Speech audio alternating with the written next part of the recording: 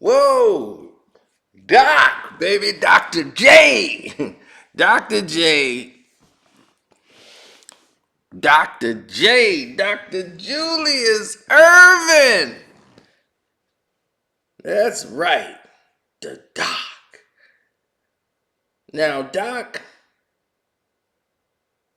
has left LeBron James off of his list. You might be saying, what list is this? Is this the naughty and nice list? No, this is the light. This is the list that's telling you about his decisions on all-time great players. And see, radio show hosts know to set the person up that sits there and talks. They say, well, let's set them up. Let's put them in a category where they need to be, right?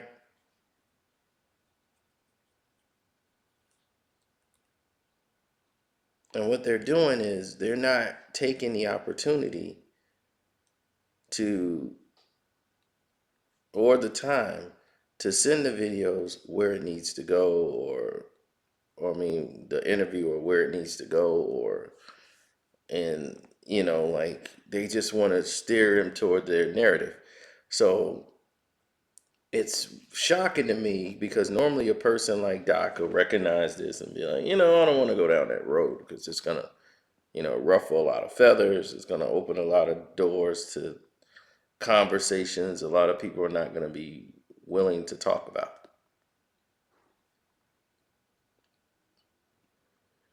So when we arrive at a certain standpoint,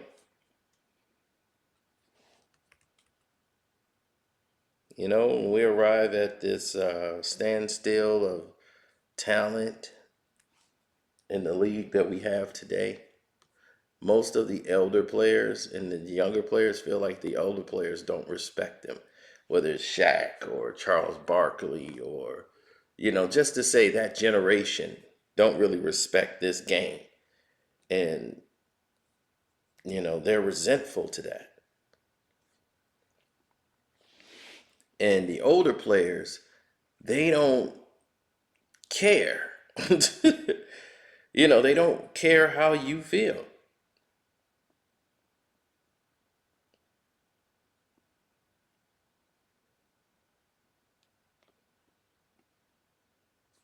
Sorry, somebody had sent me a text. They don't care how you feel about it. So these old timers, but I'm gonna tell you, Doc has been consistently this way his entire career since he's been retired. Okay, so I just want people to know Doc is being very Doc about this situation. He's consistent. All right? I don't want y'all to think it's something different. No, this is real. Doc is being Doc. Now let's go over Doc's selection. Okay? Because everybody's caught up on the fact that Doc omitted LeBron. Okay? Now his first team all time is Oscar Robertson, Jerry West, Elgin Baylor, Bill Russell, and Wilt Chamberlain. I cannot argue with that list. That's Doc list, excluding himself as his first team. Now his second team, he has Magic Johnson, he has Kareem, he got Jordan, he got Bird, and he got Karl Malone. Now others will say, hey, I can't argue with that list either. Now you got two lists set up. And I doubt LeBron would even make the third. Now, Chris Haynes was on they're the ones that set him up. Chris Haynes is another LeBron James coattail, Golden State Warrior, shirt holder. And when you don't see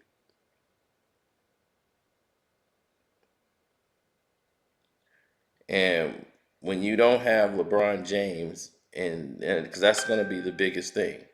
I'm like, where's Isaiah Thomas? But I could see putting Magic Johnson and Oscar Robertson ahead of Isaiah. I could see how Doc could say that. Isaiah really was coming towards the end of Doc's career. So for Doc, I could see him saying that. But then, he went to Jordan and everyone else, and he kind of omitted. So maybe Isaiah would be in his third team if he was able to, to get that done in that way, in that sense. Um,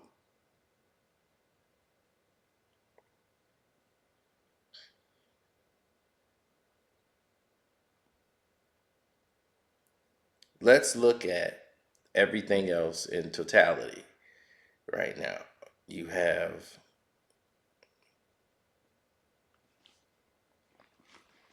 Doc,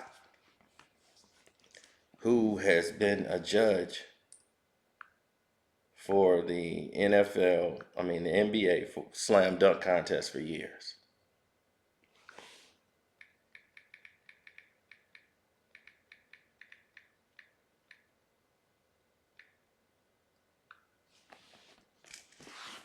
Okay?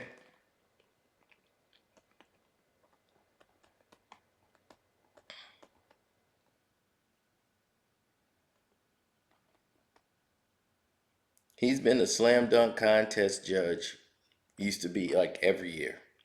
And people were like, he hated the younger generation of slam dunkers and everybody who came before him. He was not acceptant of these guys.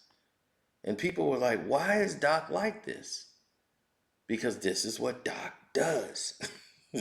Doc has always been, not recognizing the younger talent. And he's never going to put a LeBron James or a James Harden or a Kevin Durant above any other names that he played against. He played with these guys, or he grew up watching these guys. Wilt Chamberlain and all these guys. Doc is not. This is from Doc's era. Doc, this is what he knows. There's none of these young guys are gonna get there with Doc. Doc ain't going for that. Doc is stuck and stubborn in his ways, and Doc will definitely not side with these younger guys. And he said, "Oh no, I'm not taking LeBron." He spearheaded all these super teams, and he's one of those guys that look at the super teams and take away from you.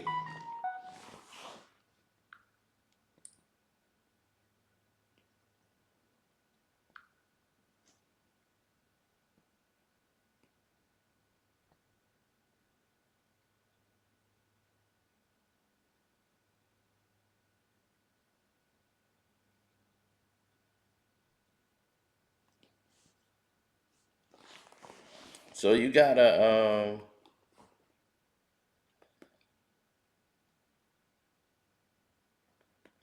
take all of this into consideration when you start looking at the total picture. When you're looking at the big picture of everything, you want to like take it all in and go, "Oh, okay, I get it now." You know, you kind of want to do that, especially here.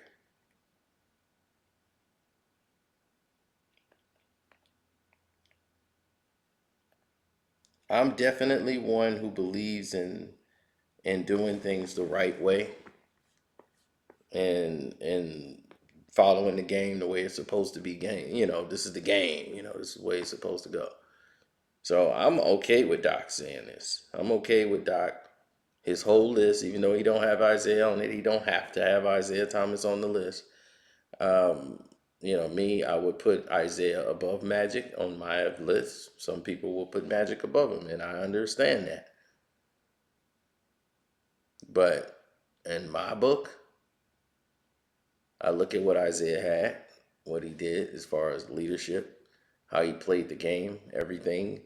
Our Big O is my second favorite of all time, Oscar Robertson, because I've never seen anyone at the point guard position really do what he did. Russell Westbrook is doing it, but in a losing standpoint, where he was able to win and be successful at what he was doing and was doing it for years. And it's the reason that the triple double even exists because he was doing it for so many years. It ended up becoming a stat. So, on that note, I want to thank you for your time. I want to keep you here all day. Don't forget to check out the Patreon, all my Patreon followers. The Allen Iverson video is coming. So get ready. That's going to be very interesting. And yeah, man, my Cash App is Carceno, Karceno. If you want to donate to the Cash App, we appreciate it. All the love and support. And definitely hit the like button. You know, that counts and goes a long way. So, anyway, we're out, man. God bless.